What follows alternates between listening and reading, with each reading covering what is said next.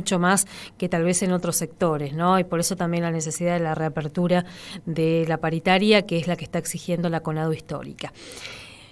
9:36. Está en línea José Luis Fuentes, amigo nuestro, docente también, así que supongo que habrá estado ahí escuchando atentamente esta partecita de la charla de Luis Tiscornia. José Luis, muy buenos días, ¿cómo estás? Alicia Rivas te saluda. Muy buenos días, Alicia, buen día a toda la audiencia, y sí, estaba escuchando atentamente, dado que la situación es apremiante, ¿no? Sí. La educación y la cuestión salarial, así que importante, ¿no? La organización y la búsqueda de las reivindicaciones que son justas. Totalmente. Bueno, pero no te convocamos para hablar de paritaria docente universitaria, porque con José Luis queremos charlar un poco, decíamos en la apertura del programa, ayer estuvieron integrantes de las comunidades Mbuga Guaraní de nuestra provincia, casi que referentes de las comunidades, en Posadas, se reunieron con la presidenta del Superior Tribunal de Justicia, trayendo allí varios reclamos, y nos contaban un poquito cómo fue, algunos puntos de los reclamos, y decíamos, José Luis, queremos charlar un poco con quienes están trabajando, representando a comunidades originarias o a integrantes de las comunidades ante los procesos judiciales o en los procesos judiciales, y cómo debería ahí impactar este reclamo que están haciendo. Contanos un poco de tu experiencia, cómo ha sido tu trabajo como abogado, acompañando, impulsando, llevando alguna de las causas en las que están involucrados integrantes de las comunidades. Sí, bueno, en mi caso, yo estoy acá en El Dorado, en el norte de la provincia, y tengo una relación con algunos umbrubichá, digamos, caciques de comunidades de aquí de la zona, por sobre todo, y esa relación que se dio por cuestiones de curiosidad quizás en un momento, o de querer entender y acompañar algunos procesos, llevó a que tener un teléfono abierto, por decirlo de una manera, todo el tiempo. Y entonces mi abordaje como profesional, la mayoría de las veces es todavía, pero en algunos casos va cambiando, desde la emergencia, ¿no? Que en la emergencia es donde uno ve la mayor precariedad del sistema. Porque cuando ya hay tiempo, cuando se puede pensar, cuando se pueden ordenar las cosas, es mucho más sencillo quizás poder ver, bueno, cuáles son las normas que hay, cómo nos adecuamos, cómo se lleva un proceso. Pero en la emergencia, cuando sobre todo interviene el fuero penal, es donde está todo mucho más desorganizado, mucho más caótico, y donde vemos la vulneración de los derechos de una manera más burda, digamos, o más violenta también. Así que el punto uno, ¿cómo intervengo? Generalmente desde la emergencia. Está sucediendo algo y me llaman. Che, estamos teniendo un problema. ¿A dónde? Acá. Y a veces ir al territorio, a veces acompañar a un juzgado, a veces ir a un expediente, y desde ahí empezamos a ver las falencias del sistema. Además, cuando vos decís emergencia, uno debería poder decir ya cuando el sistema judicial nuestro intervino, e intervino de una forma violenta, digamos, ¿no? O violentando lo que debería ser como presupuestos mínimos para intervención en estos casos. Exacto. Nosotros tenemos hay, por supuesto, normas, ¿no? Que no tenemos por qué saber todos los ciudadanos, pero sí todas aquellas personas que tengan intervención, sobre todo funcionarios y funcionarias públicas, que tengan intervención en comunidades, ¿no? Que son reguladas por nuestra Constitución Nacional, están reguladas por leyes y también por tratados internacionales, convenciones, y ahí es donde muchas veces vemos que no hay una formación que lleva a que todo ya se inicie mal. Por ejemplo, hay algo que existe, que es el consentimiento libre, previo, informado, para cualquier cosa que se vea relacionada a las comunidades, para cualquier cuestión administrativa, judicial, salvo que sea algo, por supuesto, una orden de detención por un delito grave. Lo que las autoridades tienen que hacer es ir, informar de qué está sucediendo, cómo se está dando eso, y finalmente, con el consentimiento y cuando las comunidades han entendido de qué se trata, pueden avanzar y acordar cómo realizar Porque respetamos su sistema de normas culturales en nuestro país y también las normas que nuestro país suscribió a nivel internacional. Eso no pasa nunca. Ahora, esto que vos decís, sí, José Luis, el Poder Judicial es como que no toma nota que ahí hay también, cuando hablamos de comunidades indígenas, instituciones y formas de resolución de conflicto que deberían por lo menos ponerse en diálogo. Claramente las asimetrías existen y van a seguir existiendo, pero por lo menos tomar nota de eso. Sí, vemos un problema estructural en el Estado y específico en el Poder Judicial, ¿no? Vemos cómo por momentos también hay gestiones, por ejemplo, en el Ministerio de Ecología, en un momento hubo una avanzada positiva donde aparentemente íbamos a ir hacia el abordaje de construcción de protocolos y después como que eso quedó en la nada, también van cambiando los funcionarios. José Luis, ¿nos escuchás? Ay, me parece que se cortó. Vamos a ver si lo podemos recuperar. Estamos hablando con José Luis Fuentes, abogado, integrante del equipo misionero de Derechos Humanos, Justicia y Género, también militante de distintos espacios, con quien venimos hablando y venimos también acompañando algunos conflictos donde están involucrados intereses de integrantes de las comunidades guaraní en la provincia. La actuación de José Luis es interesante desde varias cuestiones. Primero, porque él ha podido trabajar en todos los fueros, porque ha podido ver cómo opera la justicia de familia cuando están involucrados integrantes de las comunidades, cómo opera la justicia civil, por ejemplo, cuando estamos hablando de la situación de tierras, la ocupación de tierras y cómo piensa el Estado occidental esa problemática, y después cómo opera ya en el fuero penal. Hace muy poquito tiempo, y José Luis es uno de los abogados de los caciques que fueron acusados por torturas en la comunidad de Fracram, porque estaban en el marco de un mecanismo de resolución de conflictos que ellos tienen, conflictos hacia dentro de la comunidad. Alguien después denunció que se habían producido torturas. Y toda la discusión que ya de por sí tiene la figura legal de tortura, porque ¿quién puede torturar? Pero bueno, ahí está de nuevo José Luis. Mientras te esperábamos, José Luis estaba un poco contando que lo interesante de charlar un poco con vos es que pudiste estar en todos los fueros, si se quiere, ¿no? Viendo cómo interviene nuestro Poder Judicial, ya sea en una causa de familia, en una causa civil, donde hay problemas de tierras, en una causa penal. O sea, ahí para ver todos los fueros. Sí, no sé hasta dónde llegué porque seguía hablando solo un rato. Y estuviste como 4 minutos fuera, ¿no? Así que volvamos al cuando se cortó un poco empezabas a contar cómo es esto de la intervención del Poder Judicial justamente. El Poder Judicial, por supuesto, que tiene la obligación de conocer y abordar a derecho todas estas situaciones, pero también muchas veces, luego de, como decía, de un conflicto, de una situación donde se trabajó mal un tema, llegamos a diálogos con jueces, con secretarios, y vemos que tienen la voluntad de aprender y nos dicen, ¿por qué no nos dan un cursito? Así nosotros esto lo afinamos.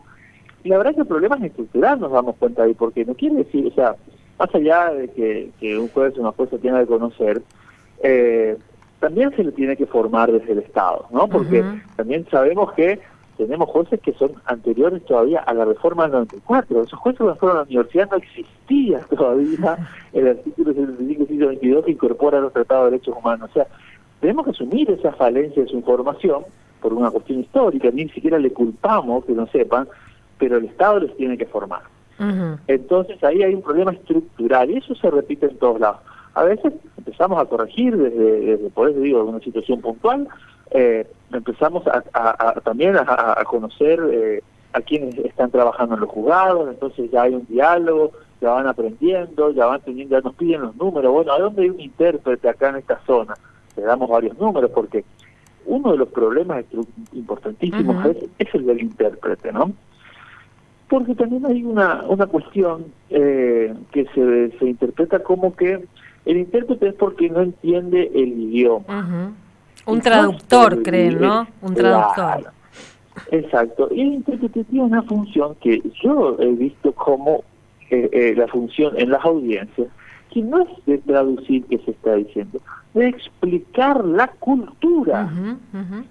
Puedo contar un caso, no sé si hay tiempo, pero sí. Que para mí fue muy esclarecedor, ¿no? Teníamos un problema donde que también se da, ¿no? Una madre Ndua, un padre criollo, digamos, pero criollo muy cercano también, ¿no? Como el mestizaje que tiene nuestra cultura acá en el norte, somos todos un poco de todo. Y había un conflicto ahí, en el foro de familia. Y el padre, una de las cosas que alegaba es que ella se ponía muy mal cuando él no estaba, cuando él se iba y generaba conflictos, y por eso también se separó, y bueno, estábamos ahí discutiendo una cuestión de menores. Y el intérprete nos explica que en la cultura andúa, el primer año al menos, la comunidad garantiza a la familia todo para que el varón se pueda quedar y criar a ese menor junto a la madre en ese primer año de formación. Y si el padre se va, eso le puede traer grandes problemas de salud y espirituales al menor y a la familia. Entonces por eso era que la madre se ponía mal. No porque no entendía que el señor tenía que trabajar, sino que era porque ella sentía que le estaba haciendo daño a ella, a su hijo, a su hija, y eso era. Entonces el intérprete esclareció la situación ahí. No era solo de traducción, porque entendíamos que él se iba, era entender por qué ella se ponía mal, y eso lo puede hacer un intérprete. Entonces muchas veces pasan los juzgados y dicen, no, él entiende lo que estamos diciendo.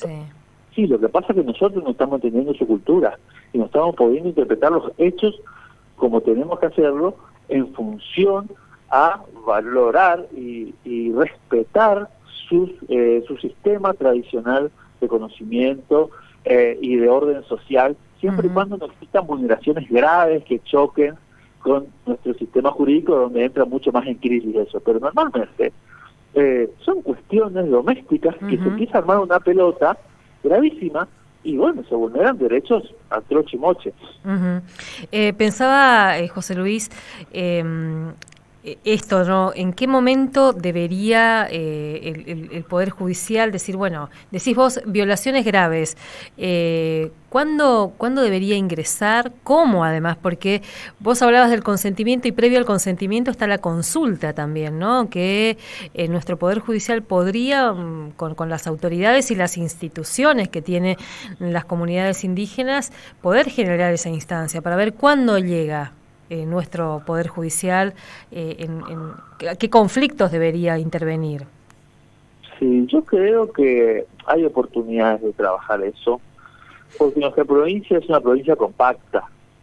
Tenemos pocas jurisdicciones judiciales, con vocación de dar el debate respetuoso y la escucha activa. Es fácil de poder escuchar y dar participación a los embruichados de diferentes zonas de la provincia, ir construyendo códigos de abordaje de situaciones judiciales. Tiene que haber una ley, me parece, no sé si la ley, o sea, podemos discutir de qué, pero tiene que estar institucionalizado esto del intérprete. Chaco tiene una ley y explica muy bien que son 7 en la provincia, por lo menos cuando se sanciona la ley, y el Superior Tribunal va a crear eso.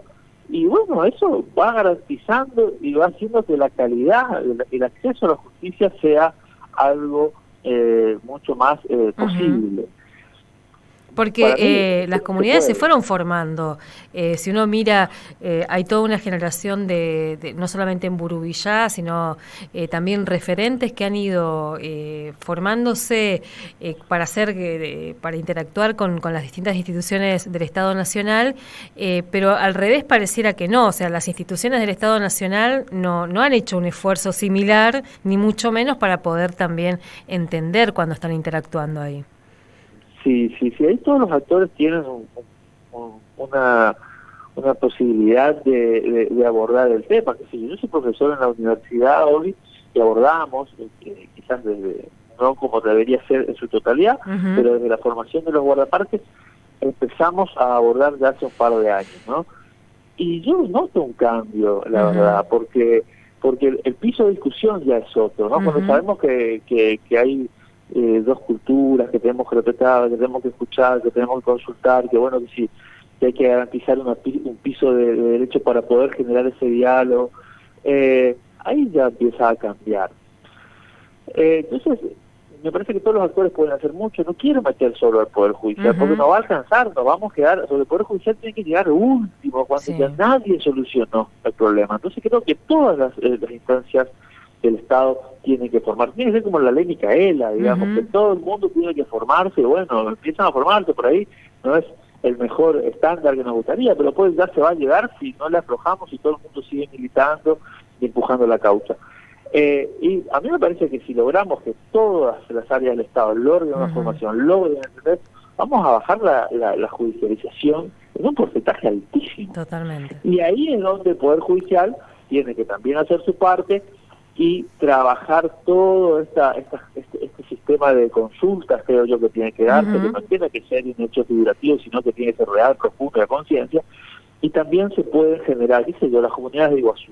Es fácil juntar a todos los involucrados, ir charlando, cómo usted entiende que tiene que ser, cómo tenemos que abordar, y también el Poder Judicial decir, bueno, acá nosotros ya se nos complica mucho más, hay un homicidio, bueno, entendemos que son cuestiones mucho más graves, pero a veces vemos por delitos menores, bueno, acabo de venir del juzgado, por una denuncia de un delito donde se le acusa que a la comunidad, a un integrante de la comunidad, de que robaba, siendo que es una comunidad con personalidad jurídica y con correlativo territorial. O sea, ¿cómo va a robar si el Estado le está reconociendo a esa comunidad la posesión de esas tierras?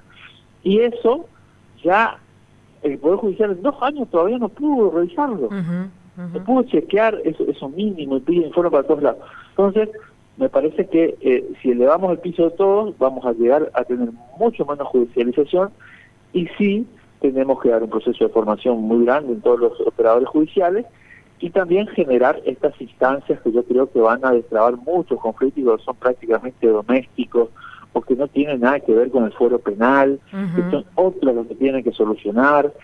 Pero bueno, esa es mi visión. Hay involucradas, hay integrantes de comunidades, como decía, que están muy formados, o sea, que son docentes en la universidad, como Almacio Ramos, acá también un joven que está estudiando Derecho, que bueno, con todas las dificultades que implica estudiar, siendo pobre de una comunidad indígena y en pandemia, pero Clayton Duarte también, son jóvenes, muy jóvenes, pero que realmente pueden aportar mucho a la sociedad. Tenemos que empezar a escucharlos a ellos, a valorar y desde ahí aprender. El otro día me llamaban para un curso de formación y era todo muy tradicional desde nuestra visión de la educación. O sea, vamos a ir a explicarle a todos.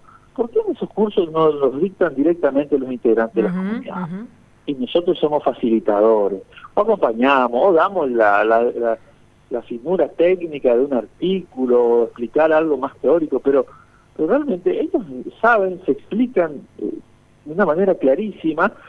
Entonces me parece que hay que invertir un poco la pelota, darles participación, formar a todos los actores, y el Poder Judicial tiene que cambiar esa actitud. Estamos teniendo causas, algunas menores, como esta que vengo a ver, bueno, ya la vamos a tener que solucionar, es un trabajo extra que tenemos pero hay algunas causas que tenemos detenidos y que la verdad que ahí damos cuenta cómo el Poder Judicial hace agua, interviene muy mal.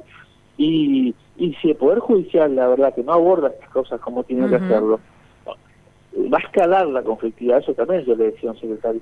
Vamos a tener que empezar a denunciar y a pedir juris, porque no pueden excusarse no saber cuáles son las normas que garantizan los derechos de los pueblos indígenas. No pueden, si no la saben. Bueno, Pensaba un poco, hablabas de detenidos.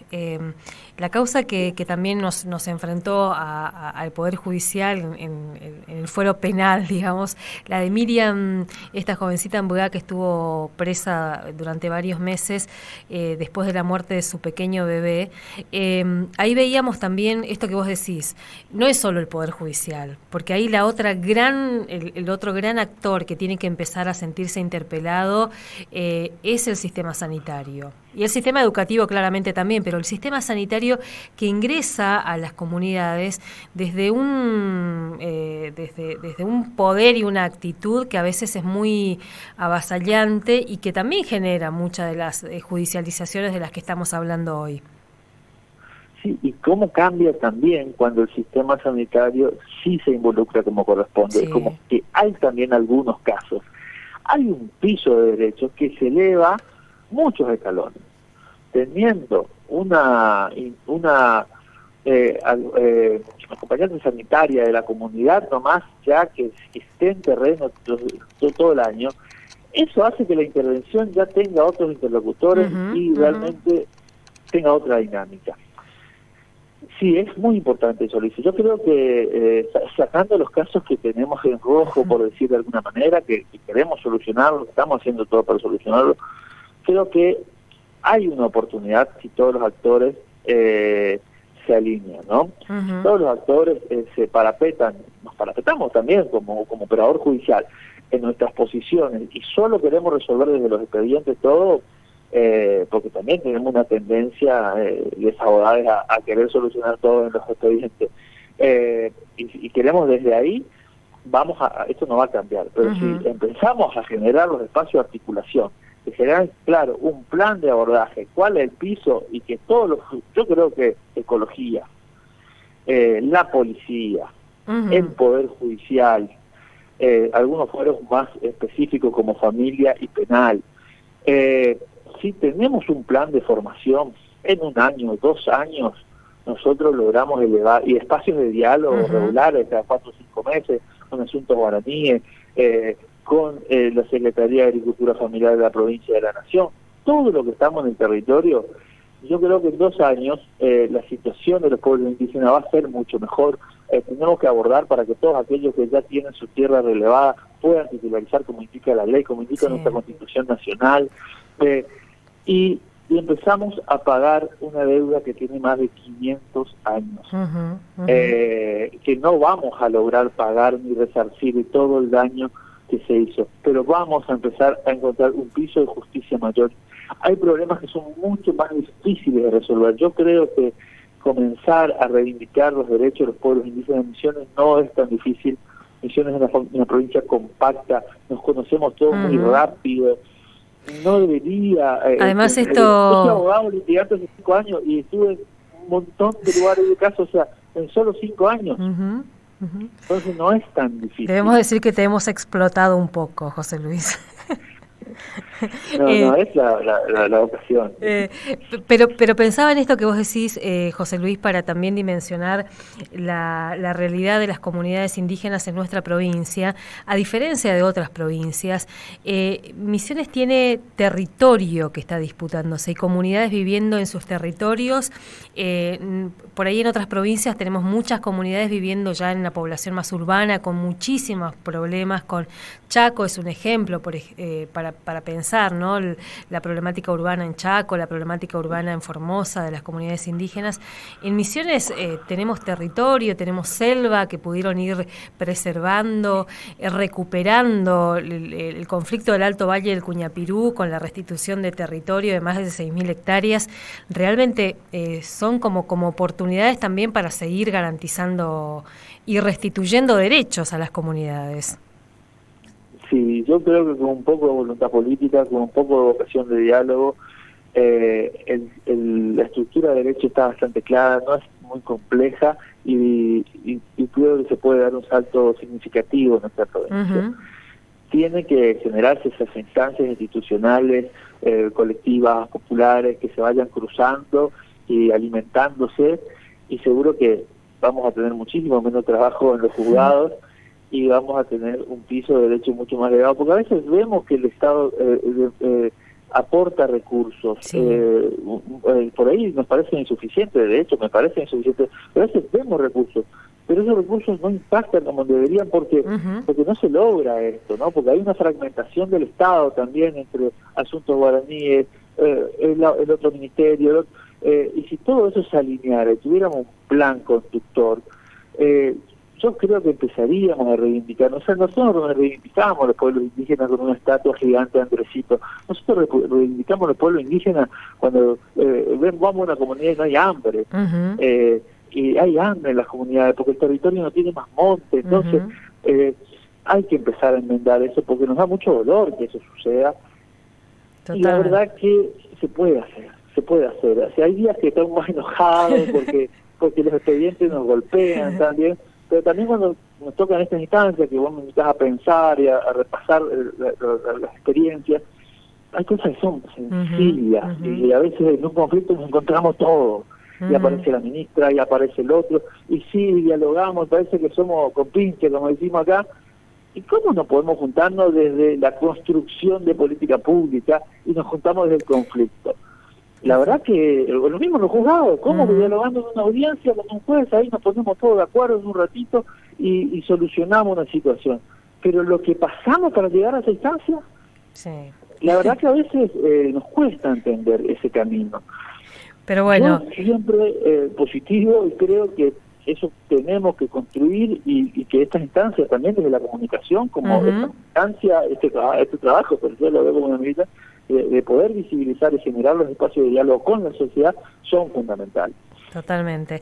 José Luis, muchas gracias, muchas gracias por compartir también esta experiencia y porque, bueno, con José Luis venimos trabajando en varias instancias, en varios espacios de militancia también y particularmente el de las comunidades indígenas es un espacio que tiene como en mi caso particular, muchas gratificaciones, ¿no? Porque es una población de la que uno puede aprender tanto y además aprender desde la ternura también, ¿no? Porque es un pueblo muy empático en ese sentido y tiene mucho del que nutrirnos también como sociedad. Así que muchas gracias, José Luis. No, muchas gracias, Alicia. Y bueno, espero que estas instancias sirvan al menos para que nos podamos encontrar con más personas que estoy seguro que a mucha gente le preocupa lo mismo que a nosotros. Muchas gracias, abrazo enorme. Un abrazo fuerte.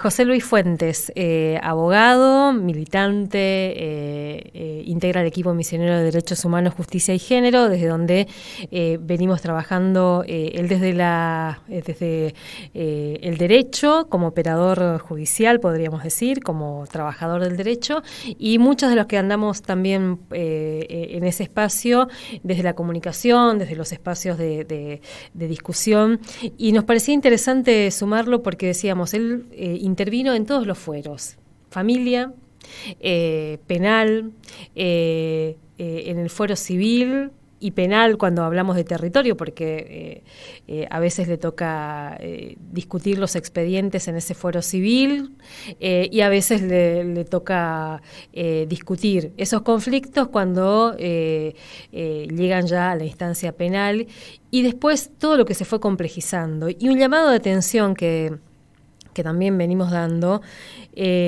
hay causas y problemáticas que ahora un poco también como una demagogia, decimos nosotros, demagogia punitiva o demagogia de algunos de sectores que lo que cada vez que pueden reforzar todo ese aparato, esa parte del Estado, que es el Poder Judicial, el aparato más represivo del Estado, lo hacen, digamos. Las demandas de las comunidades indígenas en relación a la problemática de género, que existe, claramente, nadie lo niega, pero vista solamente desde nuestra mirada de mujeres blancas o mujeres criollas, y llegamos con esa mirada a las comunidades,